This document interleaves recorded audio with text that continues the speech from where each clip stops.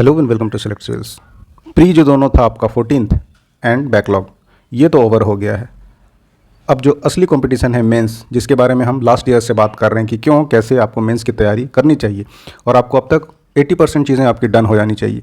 लेकिन ये जो साइकिल है इससे लोग निकलते नहीं हैं। पहले प्री हुआ 14 का, उसके बाद ज़्यादातर लोग बैकलॉग में लग गए। बैकलॉग हुआ तो अब वेट कर रहे हैं रिजल्ट का। तो ऐसा नहीं है। फिर हम इकोनॉमी, आज का क्वेश्चन भी हालांकि इकोनॉमी के बारे में, और बड़ी एक कॉमन चीज़ है कि there is no free meal. आपको हर चीज़ का अपॉर्चुनिटी कॉस्ट है। आप जो वेस्ट कर रहे हैं टाइम अभी, whether in you will be into the list और नहीं, कि क्या करें, मेंस तैयारी करें नहीं करें, पढ़ लेंगे तो that will not be a waste.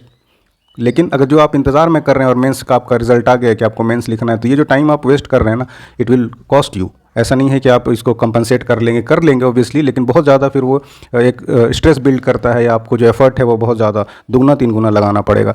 So rather than कि आप इंतज़ार करें कि एक बार लिस्ट देख लें, मान लीजिए 1 मिनट के लिए निगेटिव ही, हालांकि नहीं ऐसा, आपका क्या स्कोर है, आपको एक पता है कि आप कहाँ पर हैं, किस स्टैंडर्ड पे आप खड़े हैं, तो आपको एक बेटर इन्फॉर्म डिसीजन लेना चाहिए। उसके अलावा भी मैं ये कह रहा हूँ कि मान लीजिए आपका नहीं आया, तो ऐसा तो नहीं है कि आपको लास्ट एग्जाम देना है। अगर ऐसा है कि 15th नहीं देना, या दूसरा कोई पीसीएस का या यूपीएससी का आप पेपर देते ही नहीं है, देन इट्स फाइन। लेकिन अगर आपको देना है, अब 15 का जैसे हल्ला हो रहा है, कोचिंग इंस्टीट्यूट वाले खास करके ज़्यादा पुश करते रहते हैं इन बातों को, तो 15 देना है या बीपीएससी देना है, तो एनीवेज आपको तैयारी तो मेंस की करनी होगी। तो थोड़ा थोड़ा धीरे धीरे जैसा हम बात करते हैं, यू स्टार्ट राइटिंग आंसर्स। और मैंने देखा हुआ है कि अगर आप देखेंगे ना, 100 में से 80 क्या 90 यानी 90% लोग ऐसे हैं कि मेंस में उनका डब्बा गुल रहता है। तो अगर प्री आप क्वालिफाई करते हैं तो this is very high time, और मेंस बहुत आसान है। थोड़ा सा स्ट्रक्चर्ड तैयारी करें, पीवाईक्यू को आधार बना के आप प्रिपेयर करें, तो बहुत आसानी से आप क्वालिफाई कर सकते हैं मेंस। क्योंकि बार बार हमने कई बार इस पर बात भी की है, जो वन डे एग्जाम ना रट्टा लगा के मेमोरी बेस्ड गोला रंग के, तो कई बार आप तुक्के से भी लोग आ जाते हैं कि हाँ आ गए। लेकिन मेंस में चीज़ें याद करनी होती है, याद को भी आपको कॉन्सेप्चुअलाइज करके उसको लिखना होता है, रिकॉल करना होता है। So mains is a tough nut to crack. उसके उलट जिसमें ज़्यादा एफर्ट चाहिए, उतना ही लोग थोड़ा सा शिथिल पड़ जाते हैं कि जब होगा तब होगा, तो ऐसा है नहीं। So get ready for the mains. और हमारे साथ जो हम पीवाईक्यू सीरीज़ कर रहे हैं, इसी से आपको एक फेयर आइडिया हो जाएगा कि क्या लिखना है, कैसे लिखना है, कैसे स्ट्रक्चर करना, एवरीथिंग यू विल लर्न। जैसा कि हम पीवाईक्यू करते आ रहे हैं, आज हम एक और सवाल दे लेते हैं and then we will learn कि इसको कैसे स्ट्रक्चर करना है, डिमांड्स क्या है और आपको क्या कुछ पॉइंट्स लिखना है, फिर झारखंड के कॉन्टेक्स्ट में क्या चीज़ें हमें जाननी है, and what should be the ideal answer. और वैसे कुछ आइडियल आंसर नहीं होता है, आप बस कितने अच्छे से चीज़ों को एट दैट मोमेंट, ऐसे आपको इसी से होकर प्रोसेस भी जाता है। पहले आपको एक तो बेसिक कॉन्सेप्ट चीज़ें पता होनी चाहिए, जो सिलेबस में हर एक पॉइंट है उसमें आपको हर चीज़, आपको माइक्रो नोट्स रेडी होनी चाहिए। और ये सब बातें हालांकि हमने कई बार की है, नहीं भी है तो आप सेलेक्ट सिविल्स ऐप पर जाएं, @सेलेक्ट सिविल्स टेलीग्राम भी ऐसे ही है, तो सेलेक्ट सिविल्स हमारा प्ले स्टोर पर एप्लीकेशन भी है, वहाँ भी आप जाएँ। अगर आपके नोट्स भी रेडी नहीं है तो हमारे पास मेंस के स्ट्रक्चर नोट्स भी हैं, जिसमें ग्राफ्स और डायग्राम्स और वर्ड फ्लो सब कुछ मेंटेन किया हुआ है। बिल्कुल क्यूरेटेड नोट्स हैं आपके जेपीएससी मेंस के लिए, तो उसको भी आप देख सकते हैं। आज का जो क्वेश्चन है ये 2024 के बैकलॉग में इकोनॉमी वाले सेक्शन में पूछा है। अगेन आपको लिखना होता है 32 या फिर 40 वर्ड्स में, डिपेंडिंग अपॉन, या तो 700 से आप 800 वर्ड्स के बीच में लिखिएगा। ऑलराइट, ये कह रहा है discuss the important issues confronting Indian agriculture, explain the measures taken by the government of India to address the issues during last decade. अब हिंदी में देख लीजिए, भारतीय कृषि क्षेत्र में सामना कर रहे मुख्य समस्याओं की चर्चा करिए तथा उन समस्याओं को दूर करने के लिए भारतीय सरकार द्वारा पिछले एक दशक में, एक डिकेड में क्या कुछ किया गया है। वैसे 2 मेजर पार्ट हैं इस सवाल के, और एक तरह से काफ़ी स्ट्रेट फॉरवर्ड सवाल भी है, लेकिन ये जो क्या मेजर लिया गया इन डिकेड, तो ये थोड़ा सा इसको बना देता है, पिन पॉइंट करके लिखना है। ऐसा नहीं कि आपको जो मन में आ रहा है 1991 रिफॉर्म से लेकर आप लिख दें, लेकिन क्वेश्चन बिल्कुल स्ट्रेट फॉरवर्ड है। हम सब लगातार बात करते हैं और हमेशा से इंडिया एक एग्रीकल्चर कंट्री रहा है, उसके बावजूद भी इसमें कई सारे तरह के प्रॉब्लम है। तो उन्हीं प्रॉब्लम से आपसे पूछ रहा है कि आपको क्या लगता है कि क्या प्रॉब्लम है, यानी मेजर प्रॉब्लम क्या है जो एड्रेस किए जाने की ज़रूरत है, और ज़रूरत है तो क्या सरकार कुछ कर रही है, अगर कर रही है तो क्या मेजर्स ली है, और इसका फिर ये भी आपको बताना पड़ेगा कि वे फॉरवर्ड क्या हो सकता है मेजर्स में जो ले रही है सरकार। आखिर क्या इश्यूज़ आ रहे हैं कि जो होना चाहिए एग्रीकल्चर को लेकर, ग्रोथ या फिर किसानों की आय डबल करना, या इन्वायरमेंटल सस्टेन्ड एग्रीकल्चर, या जिस तरह का भी प्रॉब्लम है, तो उसमें क्या किया जाना चाहिए सो दैट इसको अचीव किया जा सके। तो यहाँ से भी हम शुरू करेंगे इंट्रोडक्शन से। अब इंट्रोडक्शन में आप क्या लिख सकते हैं, 80 से 100 वर्ड के बीच में बड़ा सा इंट्रोडक्शन लिखिए, बिकॉज जो मेंस में आंसर है ये आपको थोड़ा लंबा लिखना होता है, 700 से 800 वर्ड में, और ज़्यादातर एस्पिरेंट इससे ज़्यादा भी लिखते हैं, तो ऐसा आपको थोड़ा सा अनचाहे भी लिखना पड़ेगा। तो हम इंट्रोडक्शन लिखेंगे सबसे पहले। कुछ भी आप इंट्रोडक्शन में अरेंज कर सकते हैं इंडियन एग्रीकल्चर में जो आपको एप्ट लगता है। कुछ आप डाटा से अपने बातों को सब्सटेंशिएट करिए, थोड़ा आकर्षक लगेगा, है ना, या फिर आप कोई कमेटी की रिपोर्ट से दे सकते हैं, या जो जेनेरिक बातें चलती है जैसे इंडिया एक एग्रीकल्चर कंट्री, मैं पॉइंट्स डिस्कस कर रहा हूँ, बाकी अभी हम मॉडल आंसर देखेंगे कैसे आपको आंसर्स लिखने चाहिए। अब यहाँ पर क्या है कि एग्रीकल्चर कंट्री है जिसकी अभी भी लगभग 45% आबादी इसमें एम्प्लॉयड है, और ये इतना है कि जिसका जो 1.4 बिलियन का ये फूड सेफ्टी के जिम्मेदार भी है, उसके साथ साथ मेजर एक्सपोर्ट भी करती है कई सारे एग्रीकल्चर प्रोडक्ट्स को। आप उसमें कुछ एग्जांपल दे सकते हैं, बीट, शुगर हो या ओनियन हो, एन नंबर ऑफ़ चीज़ें एक्सपोर्ट करती है। तो ये एक इंट्रोडक्शन दे दिए, फिर उसी में आप इसको लिंक करेंगे, लेकिन ये कई तरह के मेजर चैलेंजेस को या इश्यूज़ को फेस कर रही है।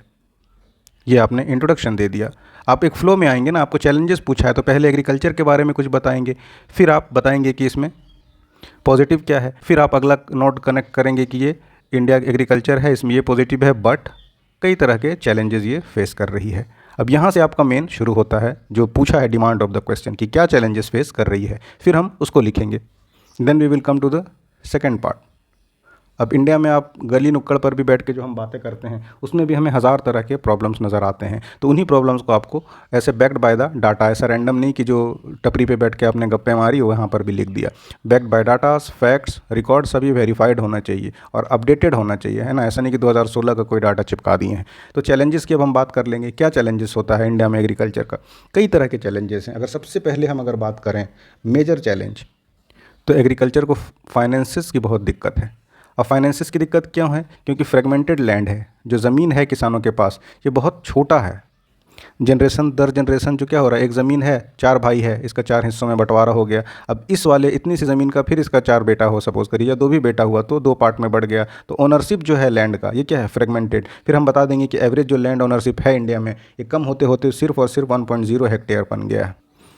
तो इतना सारा, उस पर भी क्या है, रिकॉर्ड का प्रॉब्लम। हालांकि हम लैंड ओनरशिप या रिकॉर्ड का एक अलग पॉइंट बना सकते हैं, बस ये डिस्कशन के लिए यहाँ पर बता रहे हैं। इसमें भी ओनरशिप का पेपर ही क्लियर नहीं है, ज़्यादातर लैंड रिकॉर्ड डिजिटाइज ही नहीं है कि वो फाइनेंसिस के उसके अगेंस्ट लोन ले सके। तो ये बहुत बड़ा प्रॉब्लम है। तो 2 पॉइंट यहीं पर आ गया, एक तो फ्रेगमेंटेड लैंड है, उसके बाद लैंड ओनरशिप रिकॉर्ड में प्रॉब्लम है। उसके बाद अगर हम देखें तो हेवी डिपेंडेंसी किस पर है, बहुत ज़्यादा डिपेंडेंसी है रेन वाटर पर। अगर बारिश हुई तो ठीक, नहीं तो भाई सुखाड़ घोषित करो, 5-7 हज़ार पकड़ा दो, एग्रीकल्चर दैट्स इट। ये हो गया, एक बहुत ज़्यादा डिपेंडेंसी है। और क्या चैलेंजेस हैं एग्रीकल्चर में? चैलेंजेस की तो कोई कमी है नहीं। मोनोक्रॉपिंग का बहुत बड़ा चैलेंज है कि जो डाइवर्सिटी होनी चाहिए, इसमें क्या है, इसके पीछे भी रीज़न है कि जो एमएसपी है, एमएसपी मिल जाता है राइस में या आपके गेहूं में। तो एमएसपी की वजह से बहुत लिमिटेड एग्रीकल्चर के अकॉर्डिंग ही आदमी, किसान कम से कम एक बैकअप होता है, सो दैट अगर नहीं भी कुछ हुआ तो। हालांकि एमएसपी की भी हालत, ये भी एक अलग से पॉइंट बन सकता है कि एमएसपी वैसे तो कई सारे फसलों में है, लेकिन जो हमें दिखता है उस पर एप्लीकेशन जो है एमएसपी बहुत कम इन रियल चीज़ों पर लगता है, जिससे किसान को कोई फ़ायदा पहुँच सके। उसके साथ साथ और क्या चैलेंजेस है? हार्वेस्ट का लॉस बहुत ज़्यादा होता है फसल का, पोस्ट हार्वेस्ट लॉस बहुत ज़्यादा है। उसके बाद एक बहुत बड़ा प्रॉब्लम है मार्केट एक्सेस का, कि किसान का, अभी देख रहे होंगे प्याज का सीज़न है तो महाराष्ट्र में, नासिक वाले एरिया में या और कई सारे रीजन्स में क्या है, प्याज क्या है, 20 पैसा पर केजी खरीदने वाला कोई नहीं है ना। तो इस तरह से मार्केट एक्सेस नहीं है। और इधर आप प्याज खरीदने जाइए तो उनको लोकल मंडी में बेचना होता है। एक तो एजुकेशन लिटरेसी भी आप एक ये कर सकते हैं ऐड, उसमें डिजिटल लिटरेसी की कमी है। फैसिलिटेटर्स आते हैं, जैसे ई नाम एक आया है, गवर्नमेंट क्या करती है, लॉन्च कर देती है एक सोच के आइडियली कि ऐसा ऐसा होगा, लेकिन पता ही नहीं है किसानों को। तो ये एक मेजर प्रॉब्लम है। मार्केट एक्सेस हमने बात किया ही। उसके अलावा क्या है, आपका जो टेक्नोलॉजी है, टेक्नोलॉजी एग्रीकल्चर में देखेंगे कि बहुत ही लिमिटेड है। बस क्या हुआ है, ज़्यादा से ज़्यादा हमें ये दिखता है कि जो पहले हल जोता जाता था मैनुअल बैल से, अब ट्रैक्टर यूज़ होता है। इससे ज़्यादा आपको 90% एरियाज़ में कम ही दिखेंगे टेक्नोलॉजी के एडेप्टेशंस। उसके अलावा आप देखेंगे कि जो और प्रॉब्लम बहुत तरह का, हमने कहा ना कि इसमें आप एन नंबर ऑफ चैलेंजेस आपको दिखाई देगा। रिसोर्स का यूज, ये भी एक मेजर है। अगर आप लिखिए तो इसको ऊपर लिखिएगा, है ना। इसमें क्या प्रॉब्लम है कि जो फर्टिलाइज़र पर सब्सिडी मिलती है, तो जिस पर सब्सिडी मिलती है, जैसे एमएसपी में हमने देखा, जिस पर एमएसपी मिलेगा किसान उसी को उगा देता है। उसी तरह से सब्सिडी जिस फर्टिलाइज़र पर मिल रही है वो उसी को यूज़ कर लेगा, वेदर उसकी ज़रूरत है या नहीं है। उसी तरह से फिर हमने देखा कि रिसोर्सेज, ग्राउंड वाटर जो है, ओवर एक्सप्लॉयटेशन जहाँ हो रहा है, पंजाब वगैरह में देखिए, उससे लैंड सैलिनिटी बढ़ जा रही है ना, ग्राउंड वाटर की सैलिनिटी बढ़ जा रही है, वाटर टेबल बहुत नीचे चला जा रहा है। तो साल दर साल एक तो टेबल नीचे जा रहा है, फिर इसको यूज़ करना है, फिर और नीचे जाता है, तो एक कंटिन्यूस लूप बना रहता है। तो प्रॉब्लम की कोई कमी है नहीं आपको लिखने के लिए आंसर्स में। बस जो भी हमने बात की इसको थोड़ा सा आपको नोट्स से या मॉडल आंसर से पॉलिश्ड चीज़ें याद होनी चाहिए। कोई चीज़ लिखिए, पोस्ट हार्वेस्ट लॉस जैसे हुआ, इसका अगर आप डाटा से बैक कर देंगे तो that will be more than good. तो थोड़ा ऐसे स्ट्रक्चर करके आंसर लिखना होगा। तो ये हमने देख लिया introduction and this challenges. Challenges के बाद अब ये पूछ रहा है कि व्हाट स्टेप्स गवर्नमेंट ने क्या लिया है इन ए डिकेड। अब जो भी हमने चैलेंजेस बात की उससे मिलता जुलता जो हमें स्टेप्स दिखेगा हम उसको स्ट्रक्चर करके वन बाय वन लिखते जाएंगे। सबसे पहले देखते हैं कि हमें क्रेडिट की दिक्कत है कि पैसा नहीं है किसान के पास, तो उसके लिए क्या किया गवर्नमेंट ने, पीएम किसान। हालांकि ये सब कहते हैं जो ऊँट के मुंह में जीरा, ये सिर्फ कागज़ों पर है, लेकिन है जो वही लिखना है ना आपको। ऐसा तो है नहीं कि कुछ आपके बोलने से या सोच लेने से। गवर्नमेंट के जो प्रोग्राम्स चल रहे हैं, स्कीम्स चल रहे हैं, भले ही परफॉर्म कर पा रही है नहीं कर पा रही है, you will have to write की। और यही सच्चाई भी है कि यही मेजर्स हैं, इन्हीं के सहारे से बढ़ाना है। अब इसके कितना और अच्छा करती है सरकार, दैट इज़ डिफरेंट थिंग, लेकिन अभी जो आपसे जो पूछ रहा है वो आपको लिखना है। तो स्टेप्स क्या लिए गए हैं, तो कई सारे डायरेक्ट इनकम इंसेंटिव प्रोग्राम जैसे पीएम किसान लॉन्च किए गए हैं। उसके बाद आपका डिजिटाइजेशन ऑफ लैंड किया जा रहा है, जिससे जो फॉर्मल क्रेडिट है उसको आसान बनाया जा सके। उसके बाद डिजिटल ट्रांसफॉर्मेशन, जैसे ई नाम हमने बात की है ना, अब लिमिटेड नहीं है कि आप एक ही लोकल एरिया में ही मंडी में बेचना, आप ई नाम का सहारा लेकर पैन इंडिया कहीं भी अपने एग्रीकल्चर प्रोडक्ट को बेच सकते हैं। उसके अलावा सरकार कई तरह के एफपीओ बना रही है, फार्मर ग्रुप्स है ना, इस पे भी आप डाटा देंगे कि 10,000 प्लस एफपीओ बन चुकी है। उसके बाद और क्या कर रही है सरकार, सुखाड़ या फिर और दूसरे कैलामिटी से बचने के लिए इंश्योरेंस प्रोग्राम लाती है। जैसे फिर इसमें हम देंगे क्रॉप इंश्योरेंस प्रोग्राम, पीएम फसल बीमा योजना है ना, फसल बीमा, ये हम बताएंगे कि ये किया है सरकार ने। और क्या किया है, इरिगेशन, जैसे हमने देखा कि एक प्रॉब्लम है तो पीएम उसमें भी इरिगेशन सपोर्ट प्रोग्राम है, सिंचाई योजना, ये हम नाम देंगे। So whatever programmes government जो लेकर आई है उसके बारे में हम बात करेंगे। फिर एमएसपी का दायरा धीरे धीरे बढ़ा रही है कि मोनोक्रॉपिंग से बाहर निकलें लोग और दूसरे दूसरी चीज़ों को अडॉप्ट करें।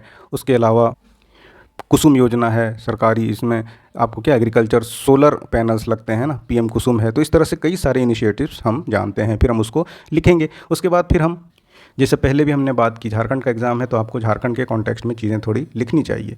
उससे क्या होगा, आपको एक्स्ट्रा एज मिलेगा। सवाल में पूछा नहीं गया है, एक क्वेश्चन होता है स्पेसिफिकली झारखंड से, लेकिन चूंकि झारखंड से रिलेटेड एग्जाम है तो बेटर यू राइट इट। इस फिर हम लिखेंगे कि झारखंड में क्या प्रॉब्लम हो रहा है ना, फिर झारखंड के प्रॉब्लम्स को हम लिस्ट डाउन करेंगे, फिर उसके हम लिखेंगे कि सरकार इस पर क्या कदम उठाई है, और फिर हम एंड करेंगे, यानी कंक्लूड करेंगे एक way forward, positive forward looking conclusion के साथ हम इसको अंत करेंगे। अब झारखंड में भी अगर हम बात करें तो यहाँ पर भी मोनोक्रॉपिंग का प्रॉब्लम है, इरिगेशन का कवरेज बहुत लो है, लैंड के जो रूल्स एसपीटी-सीएनटी वो थोड़ा सा कई बार ट्राइबल एरियाज़ में गवर्नमेंट प्रोग्राम्स के इम्प्लीमेंटेशन में दिक्कत पैदा कर देता है। उसके बाद जो टोपोग्राफी है यहाँ की, जो लैंड टाइप है वो थोड़ा सा ऐसा है जिसकी वजह से हाई सॉइल इरोजन हो जाता है। फिर आपको यहाँ पर भी जो डिपेंडेंसी है एग्रीकल्चर की, मतलब इरिगेशन की, उसका ग्राउंड वाटर पे ज़्यादा है, एक्सेस नहीं है लोगों को। तो दीज आर द प्रॉब्लम्स। फिर हम यहाँ पर दिखाएंगे कि सरकार ने क्या स्टेप्स लिया है। कई सारे स्टेप्स यहाँ पर भी है। आपका लोन वेबर वाला था, लोन वेबर प्रोग्राम, इसमें किसानों का माफ़ कर दिया गया जो भी आउटस्टैंडिंग लोन था अप टू 2 लाख है ना केसीसी में, तो दैट इज़ द प्रोग्राम। उसके बाद आपका कई सारा बिरसा हरित ग्राम योजना है, इसमें भी गवर्नमेंट फ्रूट बेयरिंग ट्रीज़ लगाने को अप्रिशिएट करती है, उसमें देती है कंसेशंस एंड सब्सिडीज़। उसके अलावा बिरसा फसल विस्तार योजना और जो भी अलग अलग गवर्नमेंट स्कीम्स हैं हम उसको नोट डाउन करेंगे। And then we will conclude कि दो कई से एग्रीकल्चर में प्रॉब्लम है, इतनी बड़ी आबादी में इतने सारे लोग जब एम्प्लॉयमेंट में एग्रीकल्चर में जुड़े हुए हैं तो प्रॉब्लम भी ऑब्वियस है, लेकिन we are continuously working on it. और फिर एक ये है कि टेक्नोलॉजी एडेप्टेशन और ग्राउंड वाटर का अच्छे से यूज़ करना और मिनिमल फर्टिलाइज़र या केमिकल यूज़ करके हम एक सस्टेन्ड एग्रीकल्चर की तरफ जा सकते हैं, जिससे इंडिया का फ्यूचर बेहतर और इकोनॉमी ग्रामीण ड्रिवन हो सके। इस तरह से हम इसको कंक्लूड कर देंगे।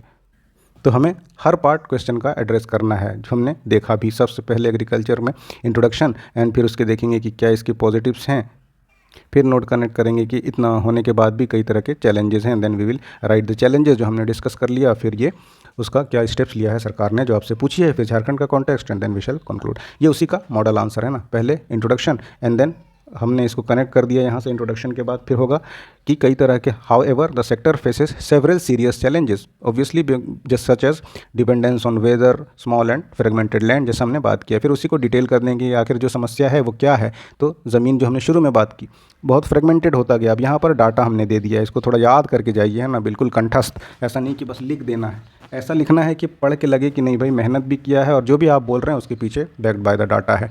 क्लाइमेट की अनसर्टेनिटी है, उसमें भी हमने यहाँ पर नंबर सब दिया हुआ है ना, तो इसको याद करिए, मेमोराइज दिस। कोई इसका वे फॉरवर्ड नहीं है कि आप ट्रिक निकाल लीजिए।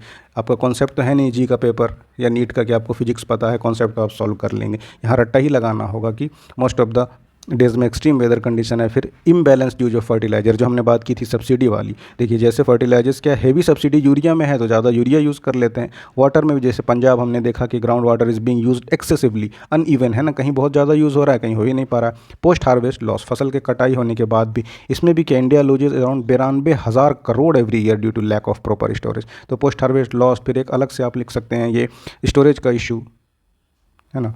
तो ये भी कितना बड़ा प्रॉब्लम है। अगर इस तरह का आप डाटास देंगे तो बैक्ड बाय योर डाटा है ना, पढ़ के ही समझ आएगा कि नहीं कुछ भी नहीं बोला जा रहा है, जो भी बोला जा रहा है इसके पीछे एक लॉजिक है ना। फिर मार्केट एक्सेस हमने बात की, फिर टेक्नोलॉजी ऑब्वियसली जो हमने बात किया कि बस ट्रैक्टर ही तक ही अपडेट हो पाया है अभी तक एग्रीकल्चर। और फिर गवर्नमेंट के मेजर्स क्या हैं, पीएम किसान है, डिजिटल एग्रीकल्चर जो डिजिटाइजेशन हो रहा है, फिर एफपीओस बने हैं, क्रॉप इंश्योरेंस हमने हालांकि डिस्कस कर लिया है ना। इसको क्या लिखना है, कैसे लिखना है, data this all are backed by data. Economy ये थोड़ा डायनेमिक है ना, या ह्यूमन ज्योग्राफी इसमें क्या कुछ हो रहा है, या तो जो चीज़ें अपडेट होती है वो तो आपको लिखना ही पड़ेगा।